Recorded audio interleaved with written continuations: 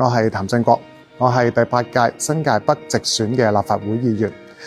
我其實咧自細就喺新界北長大啦，讀書。我自己嘅從政起步點咧，亦都係喺新界北，所以我對北區咧係特別有感情、有認識，亦都有承擔。社福界啦、教育界啦，以及係喺商界等等，有一啲唔同嘅網絡經驗同埋人脈。我好希望咧可以藉住我自己呢啲嘅背景啦，係更好咁樣去服務到我哋嘅市民，將市民嘅心聲咧係反映到去議會上，喺立法會度咧喺政策嘅層面上咧，更好咁幫助到我哋嘅市民去解決佢哋嘅困難。喺未來嘅4年任期當中咧，你嘅工作規劃係點樣呢？其實民真無小事，推動我咧，希望可以喺立法會度更好咁樣去為市民服務嘅其中一個動力。而喺立法會入邊，我哋喺全港性嘅政策制定上咧，我哋必須要係要貼地，係要接地氣。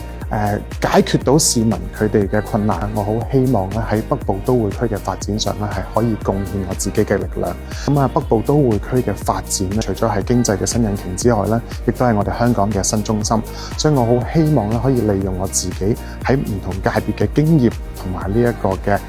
網絡啦，可以令到北部都會區嘅發展咧係提速提效嘅。希望政府咧用一啲更加創新嘅方式，咁令到咧北部都會區嘅發展咧係可以更加靈活嘅，包括我哋可以多一啲嘅優惠嘅政策包啊，我哋遇到嘅通常都係一啲交通啦、我哋就業啦等等嘅問題。